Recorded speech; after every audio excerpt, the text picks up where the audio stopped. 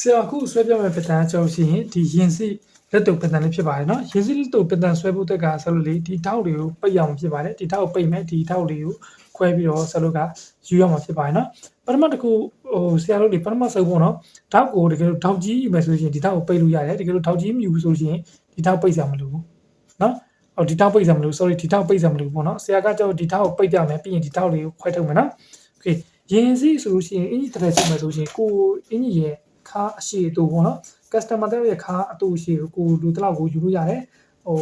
customer စိတ်ကြိုက်ယူပေးလို့ရပါတော့ဆရာကပုံမှန်ပေါ့နော်ပုံမှန်ယူနေကြခတူတွေရကြောက်ရှင်3နှစ်မှယူပေးရတာဖြစ်ပါတယ်3နှစ်မှဆိုတာဒီခါကနေပြီးတော့အောက်ကို3နှစ်မှဖြတ်ပေးရတာဖြစ်ပါတယ်နော်ဆရာကခါကနေပြီးတော့အောက်ကို3နှစ်မှဖြတ်ပေးပါမယ်အရင်ဆုံးဒီခါလေးကိုရင်ဖြတ်လိုက်ပါမယ်နော်3နှစ်မှဖြတ်ပေးလိုက်ပါမယ်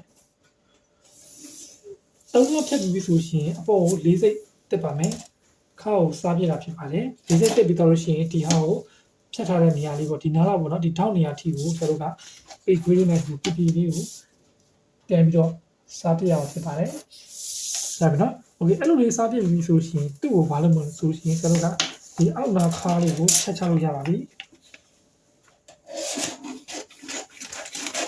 ဒီခါလေးကိုကျွန်တော်တို့ကဖြတ်ထုတ်လိုက်မယ်နော်ဘာလို့လဲရှုပ်နေမှာဆို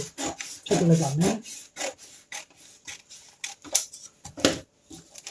အဲ့တော့ဖြတ်ထုတ်လိုက်ဖြစ်ပါတယ်ဖြတ်ထုတ်ပြီးတော့လို့ဆိုရှင်ကျွန်တော်ကဒီဘေးလေးကိုလည်းပဲဖြတ်ထုတ်ရမှာဖြစ်ပါတယ်နော်ဒီဘေးလေးလည်းဖြတ်ထုတ်ဖြစ်ပါမယ်ဒီနေရာလေးနည်းနည်းတော့ပြပြလေးနော်ဒီနေရာကိုပြပြလေးဆရာယူလိုက်တာဖြစ်ပါတယ်ပြီးတော့ဆိုရှင်ဒီဂျိုင်းပေါ့နော်နောက်ချမ်းဂျိုင်းတွေကိုထုတ်တာဖြစ်ပါတယ်သူကဒီဘက်မှာခေါင်းညက်ဖြစ်ထားတဲ့အတွက်ကြောင့်မလို့ဆရာတို့ကပိတ်ရွေ့စရာအကြောင်းမရှိဘူးနော်ဒီဟာခေါင်းညက်ဖြစ်တဲ့အတွက်ကြောင့်မလို့ကျွန်တော်ဒီဘက်ကိုရင်ညက်တာဖြစ်ပါတယ်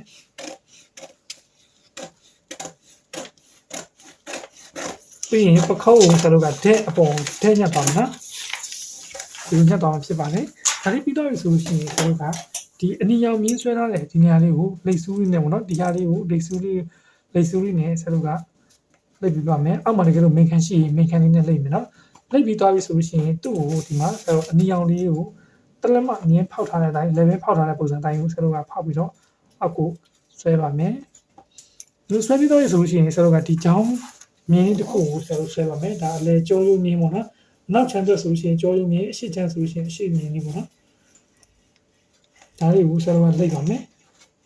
မင်ခန်းလေးရှိရင် copy ကူးတဲ့တန်းနဲ့ကူးထားပြီးတော့မင်ခန်းလေးခံထားလို့ရပါတယ်နော်အဲ့ဒါလေးပြီးတော့ဆိုလို့ရှိရင်နောက်တစ်ချက် level 1ကခုံးကိုလိတ်တယ် level 5ကိုလိတ်တယ် level 2ကကြောက်ရှင်နောက်ကြောယူကိုလိတ်တယ် level 3ကကြောက်ရှင်ဒီထောက်လေးလိတ်တယ်ဒီလားဒီမှာနောက်ထောက်လေးမှာနောက်ထောက်လေးချစ်ချစ်ခန့်ပုံစံမျိုးလိတ်တယ်ပြီးတော့ရှိရင်ဒီအောက်က1 2 3ဒါတော့ခုလိတ်တယ်ပြီးရင်ဒီအောက်ကထောက်လေးကိုလိတ်တယ်နော်လိတ်တော့ဆိုရှင်ဆရာတို့ကဘာလို့မဆိုရှင်သူ့ကိုဒီလိုလေးထားပြီးတော့နောက်ချမ်းကိုညှက်ထုတ်ရအောင်ဖြစ်ပါတယ်နော်နောက်ချမ်းကိုညှက်လိုက်ပြီဆိုရှင်ဒီနောက်ချမ်းကိုခဏလေးထည့်ထားလိုက်မယ်ကြာရှေ့ချမ်းကိုပြတ်ပြီးမှဖြစ်ပါတယ်ရှေ့ချမ်းကိုပြတ်ဖို့တက်ကဆရာတို့ကရှေ့ရဲ့ကော်လန်လေးကိုဒီလိုလေးsorry ရှေ့ဒီပခုံးလေးပေါ့နော်ပခုံးလေးကိုညှက်မယ်ပြီးတော့လို့ရှိရင်ဆရာတို့ကဒီရှေ့ကိုသူကရင်စီးဖြစ်တဲ့အတွက်ကြောင့်မလို့ရှေ့မှာ၄စိတ်ပဲထားမယ်နော်၄စိတ်ပဲထားပြီးတော့ဆရာတို့ကကော့စာလေးထုတ်ပြီးတော့ဆရာကပြပါတယ်သူ့ကို၄စိတ်ဆိုလို့ရှိရင်၄စိတ်ယူတော့နော်ဒီ၄စိတ်ကိုဆရာတို့ကဒီတက်ဖြတ်ထုတ်ပါမယ်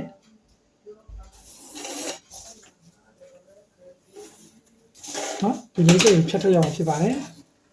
ရှင်းတော့အရင်ဆုံးဖြတ်ထုတ်ရမယ့်ဟာတွေအကုန်လုံးဖြတ်ထုတ်မယ်နော်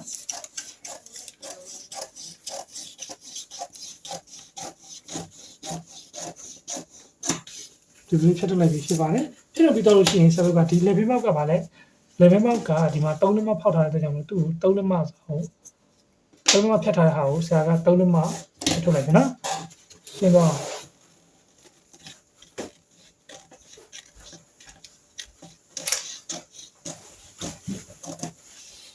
3လက်မဖြတ်ထုတ်ပြီးဖြစ်ပါတယ်ပြီးတော့လို့ရှိရင်အင်းကြီးပုံစံအကြောင်းရှိတယ်နော်3လက်မဖြတ်ထုတ်လိုက်ပါပြီဖြတ်ထုတ်ပြီးတော့လို့ရှိရင်ဒီထောက်တွေကိုဆရာတို့ကပိတ်ရမှာဖြစ်ပါတယ်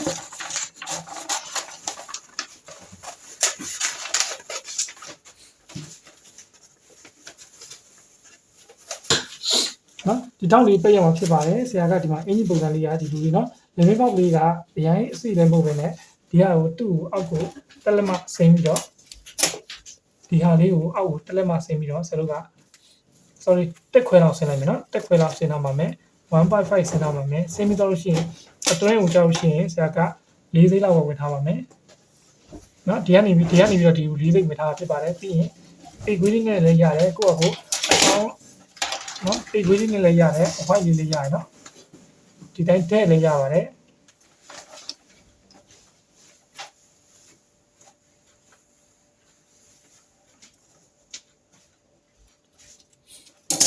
ဒီလိုနော်ပြီးလို့ရှိရင်ဒီရှိကဘာလဲဆိုရင်ဒီရှိကဟာကအပြင်ကိုတဲ့ဆွဲထုတ်ပါမယ်အပြင်ကိုတဲ့ထွက်မယ်နော်โอเคဒါပြီဒီလိုရပါပြီဆိုလို့ရှိရင်ဒီလိုရပါပြီဆိုလို့ရှိရင်ဆရာတို့ကဒီဟာလေးကိုနဲ့ထုတ်ပါမယ်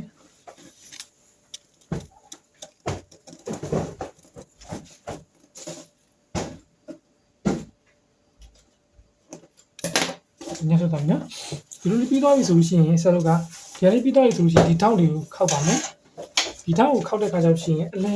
ထောက်လေးကိုနော်အလဲထောက်လေးကိုအလဲလေးကိုဆရာတို့ကသူလိတ်ဆူးလေးနဲ့လိတ်ထားလို့ရတယ်ဒါမှသူကခောက်ယူကျိုးသွားမှာပါနော်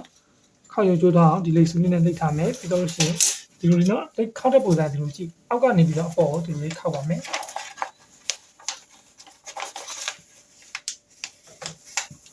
ပြီးလို့ရှိရင်ဆရာတို့ကဒီဟာလေးကိုပြန်ပြီးတော့ဒီလေးခောက်မယ်နော်ဆရာတို့ငယ်ငယ်တော့ဟိုလေရင်ခောက်တဲ့ပုံစံမျိုးဆရာတို့ကခောက်မှာဖြစ်ပါတယ်ပြီးတော့ရှိရင်ဒီကခောက်ပြီးဆိုရင်ဆရာကတိတ်လေးနဲ့သူ့ကိုကပ်ပါမယ်နော်ဒါလေးကိုဒီလိုလေးခောက်ပြီးတော့ဆရာတို့ကတိတ်လေးဒီလိုလေးကပ်မယ်နော်သူတိတ်လေးကပ်ပါမယ်ကပ်ပြီးဆိုလို့ရှိရင်အတွဲမဲ့ကပ်ပြီးရင်အပေါ်ဘက်ကိုလည်းထပ်ပြီးတော့တိတ်ကပ်မယ်နော်ဒီထိပဲဖြစ်နေရမယ်နော်တိတ်ကိုအပြည့်ကပ်ပါမယ်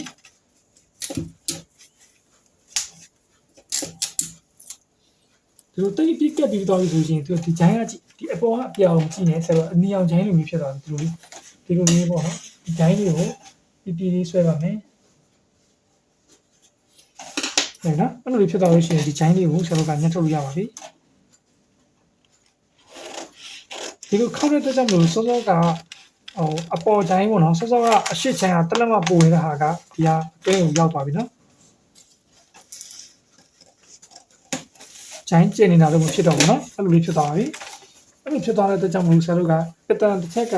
ဟိုပိတ်ညက်တဲ့ခါကျရင်ဒီမျိုးဖောင်းပွားနေတာလို့ဆိုရှင်ပိတ်ကညက်လို့မရပါဘူးဒါကြောင့်မလို့ဆရာတို့က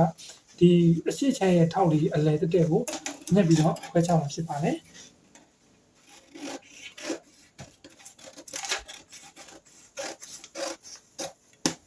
ဒီလိုလေးခွဲချမှာနော်ဒါလေးပြီးတော့ပြီဆိုရင်ဒီဟာလေးကိုကာလာပီပါလေးနဲ့ဆရာတို့ကစားထိုးပြီးတော့ပြန်ပြီးတော့တိတ်ကပ်ပါမယ်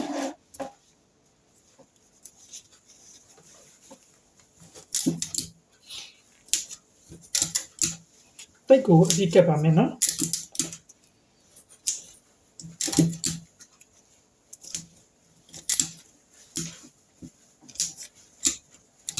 တိတ်ကပ်တဲ့ခါကျရင်ဖောင်းတာပွားတာလို့ဖြစ်လို့မရပါဘူးဒါပြီနော်အခုလိုမျိုးကပ်ပြီးဆိုရှင်ကျွန်တော်ဒီနေရာလေးကိုဘာလို့မဆိုရင်ဒီထောက်လေးကိုပြန်ပြီးတော့နော်ဒီထောက်လေးကိုပြန်ပြီးတော့ခောက်လိုက်မယ်ဒီထောက်နေရာလေးကိုတစ်ချက်ခောက်မယ်ဟိုဘက်ထောက်နေရာလေးကိုတစ်ချက်ခောက်ပြီးတော့ထောက်ရည်ဒီလိုလေးထောက်စာလေးကို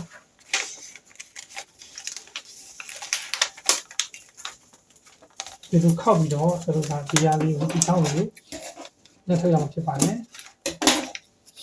ဒါပြီနော်အဲဆိုရှင်ဒါကအရှိချမ်းဖြစ်ပါတယ်ရှေ့ချမ်းကိုဆရာတို့ကအရှိချမ်းမှာကော့စာရဲ့အတွင်းကော့စာရဲ့ပြင်ကော့စာရဲ့ဆိုပြီးတော့ရှိပါတယ်အပြင်ကော့စာကိုပထမဆုံးရင်ဆွဲပြမှာဖြစ်ပါတယ်ပြင်ကော့စာကိုဆွဲတဲ့အခါကျလို့ရှိရင်ဆရာတို့ကဒီကနေပြီးတော့အတွင်းကိုနော်ဆရာအနီအောင်လေးနဲ့ပြပေးမယ်နော်ဒီကနေပြီးတော့အတွင်းကိုဆရာတို့က 2.5 ဒီအစကနေပြီးတော့အတွင်းကို 2.5 ဆွဲမှာဖြစ်ပါတယ် 2.5 ပါ2.5 နည်းနည်းကြောင်းဆွဲလိုက်ပါမယ်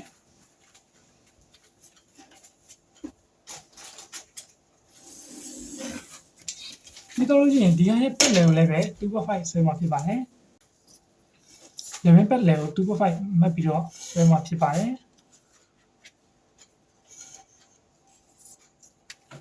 အဲဆိုရှင်ဒီဟာရဲ့ပတ်လည်ကိုနော်ဒီလိုလေးနော်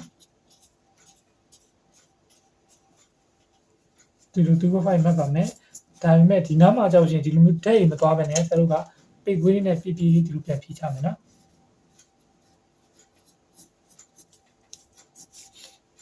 Okay အဲဆိုရှင်ဒီဟာကိုဘာလုပ်မလဲဆိုရှင်ဒီဟာကို copy ကူးချမှာဖြစ်ပါတယ်ဒီပြားကြီးတစ်ခုလည်းကို copy ကူးပြီးတော့ဟုတ်ပါနော်ဒီလိုထားပြီးတော့ copy ပြန်ကူးပါမယ်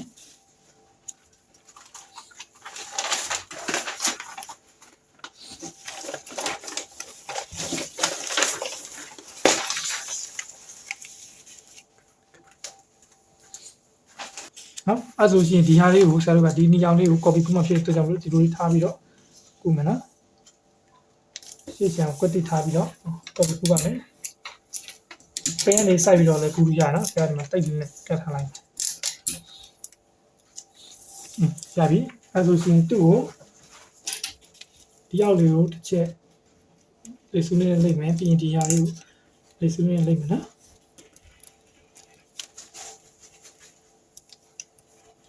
လေဗယ်မောက်ဆရာအရင်မချက်တာဘူးเนาะလေဗယ်မောက်က3လက်မောက်ပဲပုံမှန်ပဲရင်စစ်ဆိုတော့လေเนาะဒီဟာက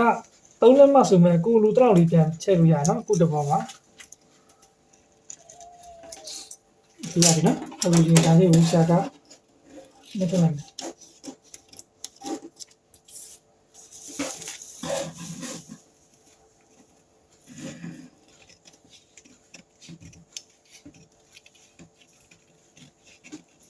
နော်6စာကြောက်ရှိနေမေပေါက်နာမှာကြောက်ရှိရင်2စိတ်လောက်ပဲယူပြီးတော့ကျန်တဲ့နေရာမှာကြောက်ရှိ4စိတ်ယူမယ်နော်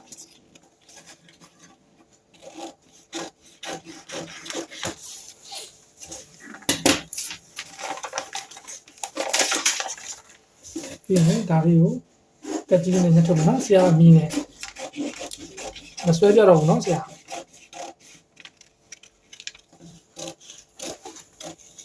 မင်ကန်ရှိရင်မင်ကန်လေးနဲ့ဟိုဖြစ်လို့ရနော်မင်ကန်ခံပြီးဆွဲလို့ရပါတယ်ဒီရပြီနော်ဒီပုံစံလေးထွက်သွားပြီနော်ဒီပုံစံလေးထွက်သွားပြီဖြစ်ပါတယ်အဲဆိုလို့ရှိရင်ဒီဟာလေးတစ်ခုပြီးသွားပြီဆိုရင်ဆရာကဒီဟာကအတွင်းရဲ့နော်ဟိုအတွင်းကိုရှာပဲရှိသေးတယ်သူ့ရဲ့ခံတဲ့ရှာပြားတစ်ခုရှိသေးတယ်ရှာပြားကိုဆရာဆွဲပြအောင်ဖြစ်ပါတယ်ရှာပြားဘယ်လိုဆွဲဆိုရင်ဆရာတို့ဒီမူလဒီနေရာနေနော်မူလဒီကနေပြီးတော့အတွင်းကိုမရှိနော်ဒီကနေပြီးတော့အတွဲကိုနက်လက်မဝင်မယ်ဒီကနေပြီးတော့အတွဲကိုနက်လက်မဝင်မယ်နက်လက်မနော်ပြီးလို့ရှိရင်သူကလည်းပဲတူပဲဆရာတို့လေအတွဲကိုနက်လက်မဝင်မယ်ဒါပေမဲ့အပေါ်ကိုဆရာတို့ကအပေါ်နက်လက်မတက်လိုက်ဒီကနေပြီးတော့အပေါ်နက်လက်မတက်မယ်ပြီးရင်အတွဲဘက်ကိုနက်လက်မဝင်မယ်ဒီကနေပြီးတော့တိုင်မယ်နော်နက်လက်မနော်နက်လက်မတိုင်မယ်ပြီးရင်ဒီနှစ်ခုကိုဘာလို့မဆိုရင်ဆက်လိုက်ဆက်လိုက်ပြီနော်ဒီပြားကြီးနော်ဆက်ထားပြီးသားတဲ့အပြားကိုမှဆရာတို့ဒီဟာကို4စိတ်ဖယ်ပြီးတော့4စိတ်လောက်စားမယ်0.5စားပြီးတော့သူကအဆောင်လေးဒီလိုအဆောင်လေးဆွဲပြီးတော့ဒီလိုလေးနော်ဒီလိုအဆောင်လေးကိုယူမယ်ပြောချင်တာကကြောက်ရှင်ဒီအဆောင်လေးနဲ့ဒီလိုလေးယူမယ်ပြီးရင်ဒီလိုလေးယူ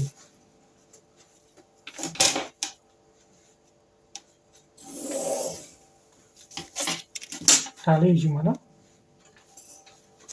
အဲ့နော်ဒါလေးကို copy ခုထပ်ပြီးတော့ထူထောင်မှာဖြစ်ပါတယ်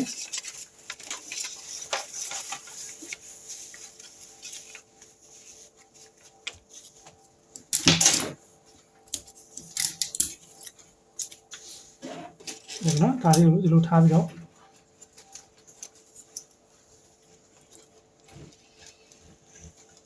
ဘာလို့ဆရာဒီအောက်ကနက်လက်မ channel ဆိုရှင် तू ကခောက်စာတက်လက်မရှိတဲ့အတွက်ကြောင့်မလို့နော်ဒီကောင်ခောက်စာတက်လက်မရှိတဲ့အတွက်ကြောင့်မလို့နက်လက်မ channel ဖြစ်ပါတယ်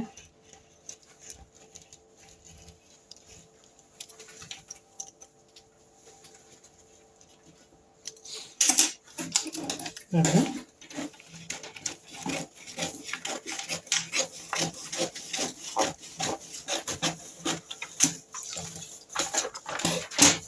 ပြီးရင်ဒီလိုလေးထုတ်ပြီးတော့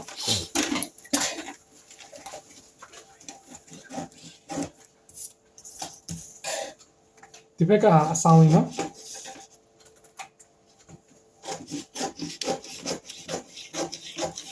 ဒီဟာဒီမှာဆရာတို့6စာလေးပင်6စာလေးထည့်စရာမလိုတော့ဘူးเนาะလုံးဝအကုန်လုံးပြီးပါပဲအဲ့ဒီလိုလေးဖြစ်သွားပြီဒီစောင်းနေတဲ့နေရာနားနေပြီးတော့ဒါလေးကိုခောက်ညံ့ရမှာဖြစ်ပါတယ်ဒါဆိုရင်ဆရာတို့ရှေ့ချမ်းမှာဒီအတွင်းရှာပြားပေါ့နော်ဒီအတွင်းရှာတဲ့ရှာကန်အတွင်းကန်တဲ့ရှာကန်ရဲ့ပြီးရင်ဒီအတွင်းကောက်ရှာရဲဆိုလို့ရှိရင်ပြီးပါပြီနော်ဒါကကော့စာကနှစ်ခုပေါ့နော်နှစ်ခုညက်ရမှာသူကဘယ်နဲ့ညာနဲ့ပေါ့နော်ဘယ်ညာပေါ့နော်ဘယ်ညာနှစ်ခုပါဒါကြောင့်ရှိရင်ခောက်ညက်ရမယ်တစ်ခုပေါ့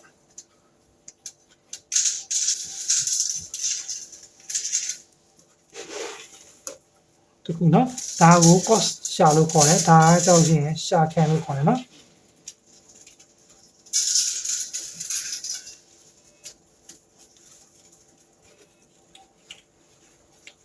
ပြန်ခုံပုံလေးကမတူကြဘူးเนาะရပြီเนาะဒါဆိုရင်ဆရာတို့ရဲ့ရှေ့ချမ်းလေးပြီးတော့ဖြစ်ပါတယ်ရှေ့ချမ်းပြီးတော့လို့ရှိရင်ဆရာနောက်ချမ်းကိုဆွဲပါမယ်နောက်ချမ်းပြောလို့ရှိရင်ဆရာတို့ကနောက်ချမ်းကဒီဟာလေးကိုဒီနောက်ကယူထားတဲ့ဟာလေးပေါ့เนาะဒီနောက်ကဒီဟာလေးကိုဆရာတို့ကညှက်ထုတ်ပြမှာဖြစ်ပါတယ်ပြီးတော့လို့ရှိရင်ဒီပခုံးကိုလည်းပဲညှက်ထုတ်ရပါမယ်နော်ပြီးရင်ဒီမှာဆွဲထားတဲ့ဟာလေးကိုလည်းပဲဒီလေးလေးပေါက်လေးလေးညှက်ထုတ်မယ်ပြီးရင်ကွက်စားထုတ်မယ်နော်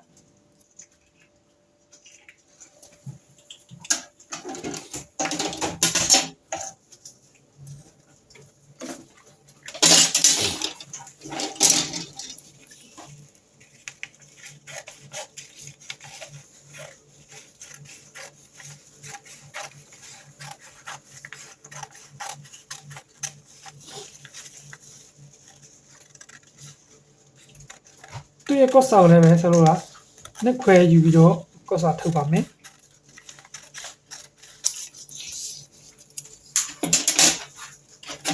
လက်မင်းကော့စာကနှစ်ခွဲဖြစ်ပါတယ်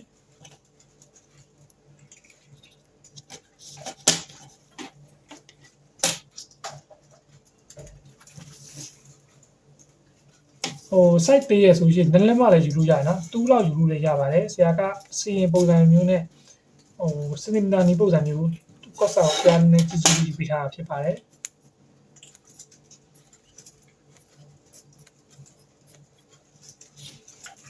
ဒီဟာလေးကို copy ကူးထုတ်ပါမယ်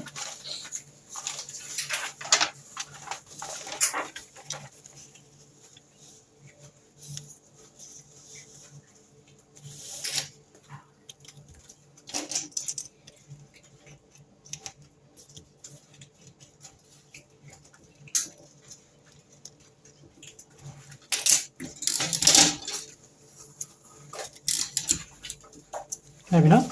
အဲဒီကိုစက်ကြီးနဲ့ညှပ်ပါမယ်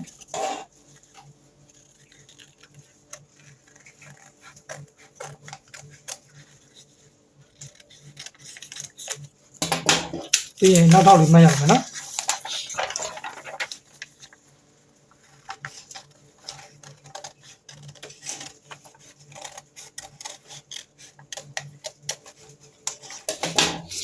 ပြန်လေးပါသူကဘာလို့လဲမှာဆိုရင်ဆရာတို့ကခောက်ညရမှာဖြစ်ပါတယ်ဒါက B အတွင်းကော့ရှာဖြစ်ပါတယ်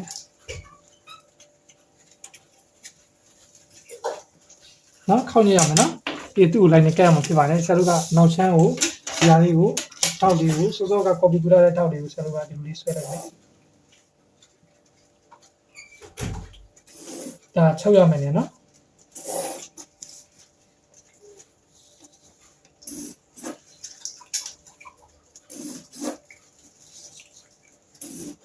ဒီကျင်းရကြောက်ရှင်ခောက်ညံ့ရမှာဖြစ်ပါတယ်ဒါပြီနော်ဒါဆိုလို့ရှိရင်ဆရာတို့ရဲ့ပြင်စီမှာနောက်ချမ်းကော့စာပါပြီးအရှိချမ်းကြောက်ရှင်အရှိချမ်းနော်ပြီးရင်ဒီမှာကော့စာအတွင်းကော့စာဒါကြောက်ရှင်ရှာခံပေါ့နော်ရပါပြီပြီးရင်ဆရာလက်ပံလေးဆွဲပြပါမယ်နော်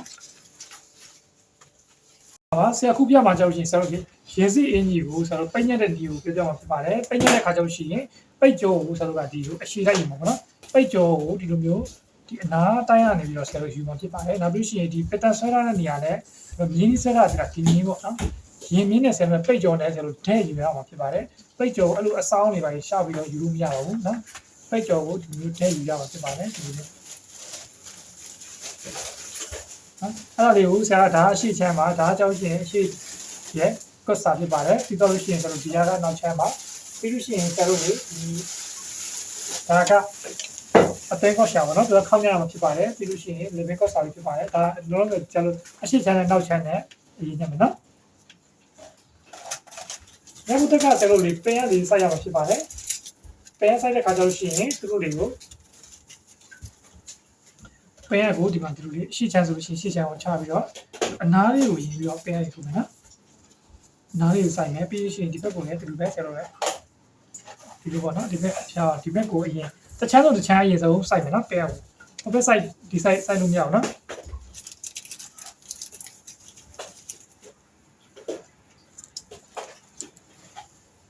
ဒီဆိုင်နော်ပြီးတော့လို့ရှိရင်ဆိုတော့ဒီမှာဒီပကုံးနေရာလေးဒီတောက်နေရာလေးနော်အများကြီးမတုံပင်ရကိုဒီဒီပတောက်နေရာလေးတုံးမယ်စိုက်နော်ပြီးဒီတောက်နေရာလေးနော်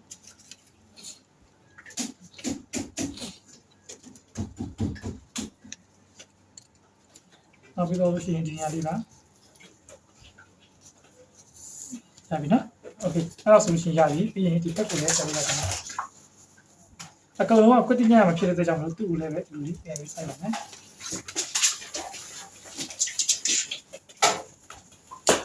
ဒီကပတန်ဆက်ကိုမရွေ့ရင်ရပြီနော်ပတန်ဆက်ကိုငြိမ်နေပြီဆိုလို့ရှိရင်ရပါပြီပြီးရင်အကောင်လုံးကိုဆက်လုပ်ကပတ်လည်ကွတိညမှာဖြစ်ပါလေပြီးရင်နောက်ချောင်းလည်းဒီပုံစံတိုင်းပဲဆက်လုပ်ကပြန်ကိုတောင်းနေလိုက်ဆိုင်နော်ကိုဒီအချောင်းရညမယ်နော်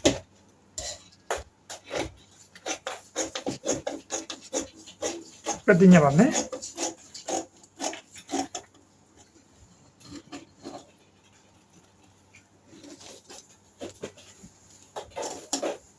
နော်ဒီဘောကိုပတိညမယ်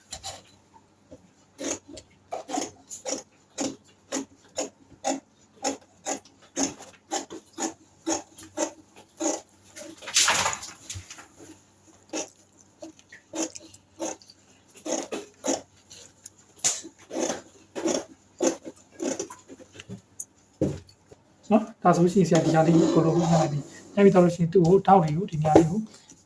ပဲတစ်ချက်ဟုတ်လေပြီးတော့ရှိရင်ဒီဘက်ကကြောက်ရှိရင်ကျွန်တော်ထောက်ကလည်းကြီးရတာဒီဘက်ကထောက်နေနော်ဒီထောက်နေရာလေးတစ်ခုကိုဒီလိုစိုက်မယ်ဒီဘက်ကစိုက်အောက်ကကြောက်ရှိနေတယ်ဒီနော်ဒီတော့ဒီဘက်ကစိုက်နော်အဲ့တော့ဒီဆရာတို့ကမခဲလေးမှတ်မယ်ပြီးရင်ဆရာတို့ဒီပိတ်ဆောက်ကိုကြောက်လို့ရှိရင်ဆရာတို့ကကော်ပိတ်ကပ်ပြီးမှညံ့ရင်ပိုကောင်းတယ်တိနော်ကော်ပိတ်ကပ်ပြီးဒီလိုချီသားနေဆိုလို့ရှိရင်တော့ပေါ့နော်ဒီဒါချီပိုးသားကိုတုံးထားတာပေါ့နော်ဒါကော်ပိတ်ကပ်ပြီးတော့ဆရာချုပ်မယ်တကယ်လို့ကိုက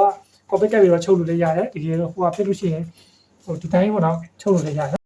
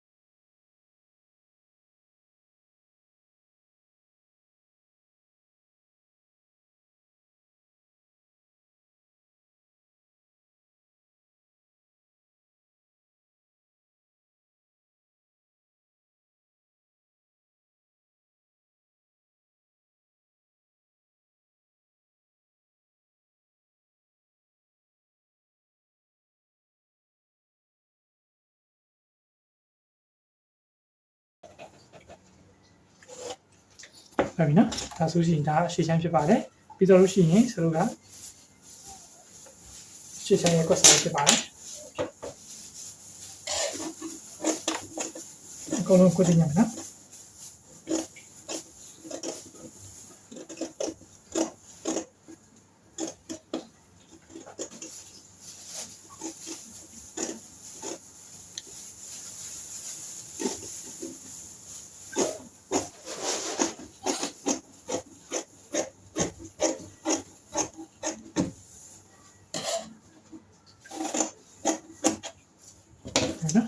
ဒီစီနီကာက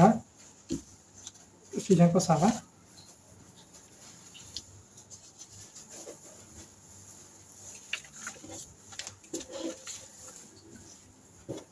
ဒီနေ့မှာဖြစ်ပါတယ်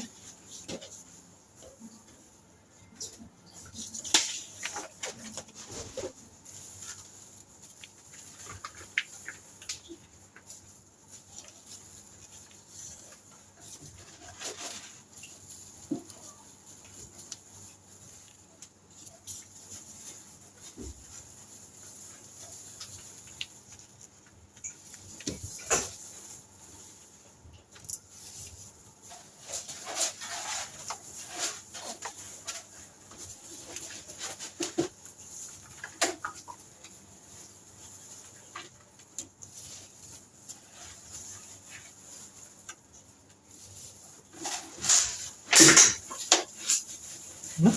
ဒီဟာဒီအကုန်လုံးပတ်လဲကိုချုပ်ပါညက်ပါနော်အကုန်လုံးကိုတင်ရမယ်နော်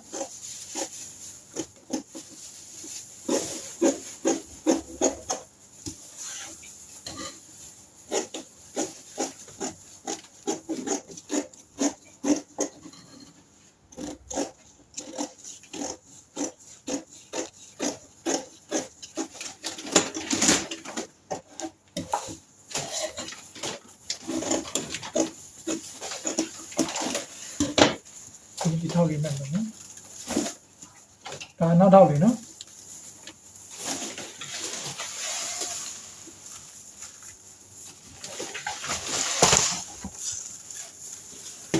ဒါနောက်ချမ်းကိုဆရာကဒီလိုလေး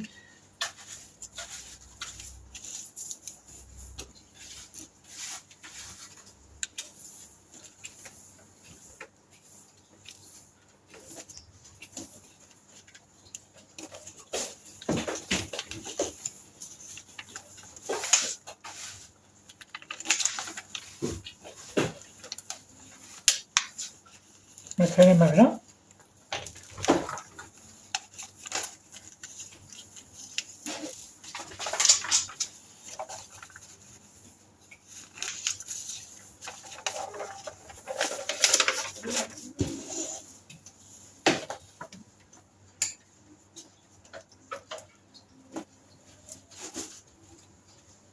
လေးပါရည်လူပါရည်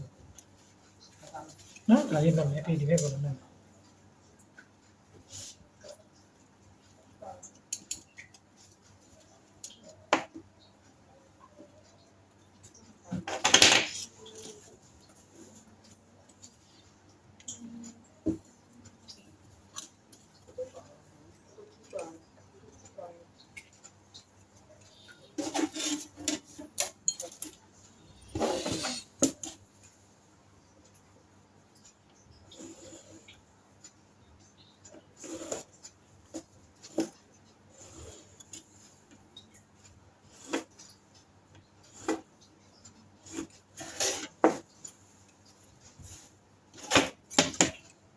အဲ့ဒါဆိုရမယ်နော်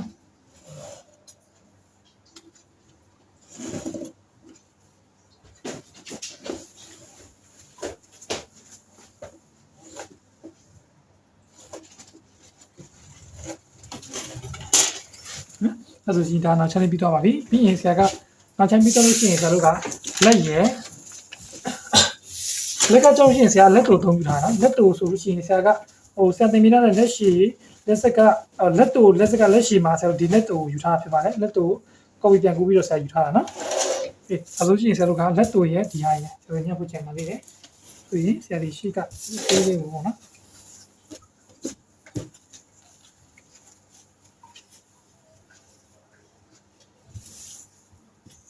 ဒီ ဒီလိုလေးခောက်ပြီးတော့လက်ကပြီးမှညံ့မယ်နော်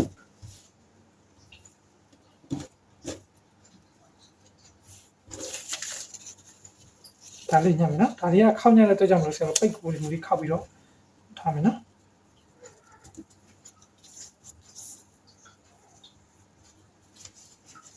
ဒီလိုခောက်ပြီးထားမယ်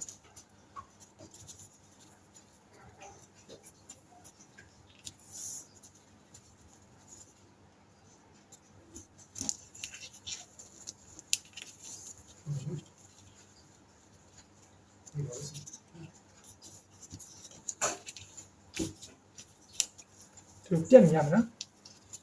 ပြီးရင်အကုန်လုံးကိုတည်ညံ့မယ်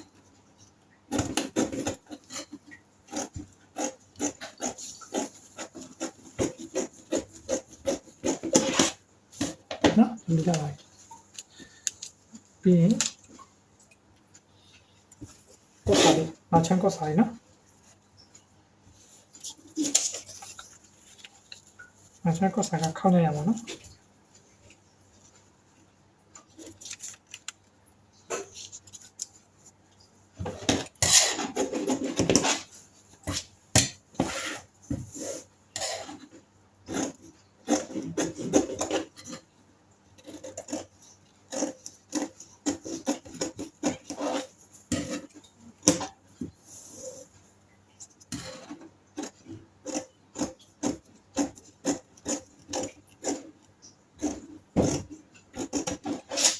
တယ်နော်ဆိုရှင်နောက်ချမ်းကောစားပြီးတော့လို့ရှိရင်ဆရာတို့က